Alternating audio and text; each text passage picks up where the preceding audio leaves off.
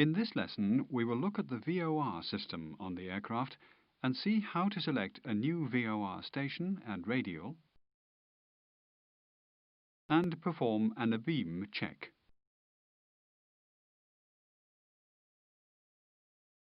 Let's look at the VOR controls and displays.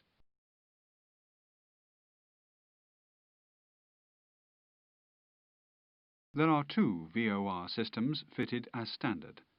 The VOR panels are always located at the top of the central pedestal on either side of the ILS panel. There is one VOR radiomagnetic indicator, RMI, located on the captain's main instrument panel and one on the first officer's.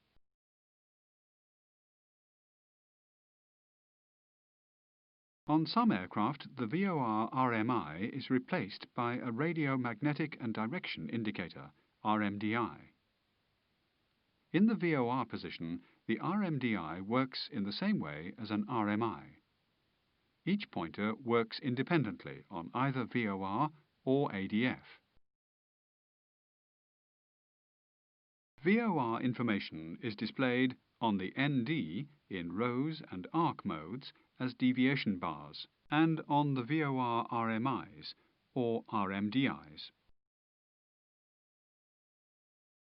The windows on the VOR panel display the frequency of the VOR and the radial or course. The VOR stations are tuned automatically by the FMS when the VOR NAV-ILS switch is in the NAV or ILS position. There are no numbers in either window on the VOR panel. Instead, you will see a series of dashes. Auto-tuning will be covered in ATA 22, the AFS FMS chapter. We are going to use the VOR to change course and intercept a new radial. We are tracking north towards Lima Mike Gulf, but we're going to intercept and track radial 090 degrees outbound. First, we must tune to LMG VOR. We can only manually tune the VOR if the VOR NAV-ILS switch is in the VOR position. Switch to VOR now. With VOR mode selected, you're now able to tune the station.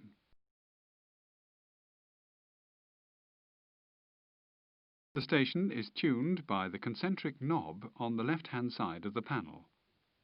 The outer knob is rotated to tune the station by whole megahertz, and the inner knob tunes by fractions of megahertz. When you see the correct frequency displayed, check the Morse identification code of the station, as we did for the ADF. You must check that the voice ident switch on the audio select panel, ASP, is in the ident position. Now check the Morse identification code. No, you should have selected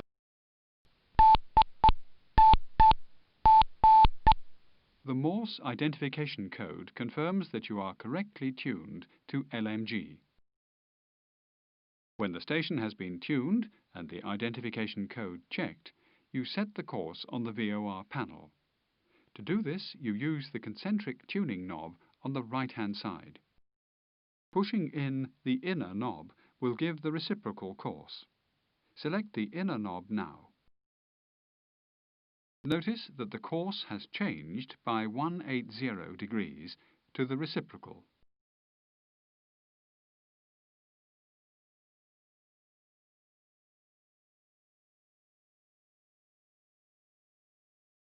Now you will set the course by rotating the outer knob.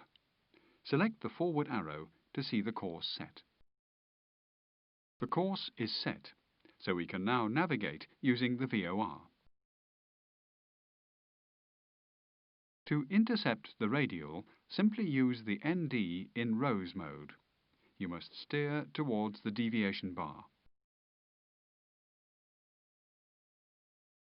Watch the ND as the aircraft intercepts the new radial. You are now tracking the new radial.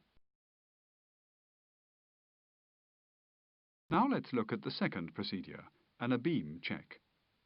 Let's suppose that we are flying north and will pass LMG on our left. We can perform the abeam check by tuning the VOR and setting the course with the same frequency and course that we used in the last example. The deviation bar will align with the dagger at the exact moment that the aircraft is abeam. There's a better method for abeam checks, which we'll look at next.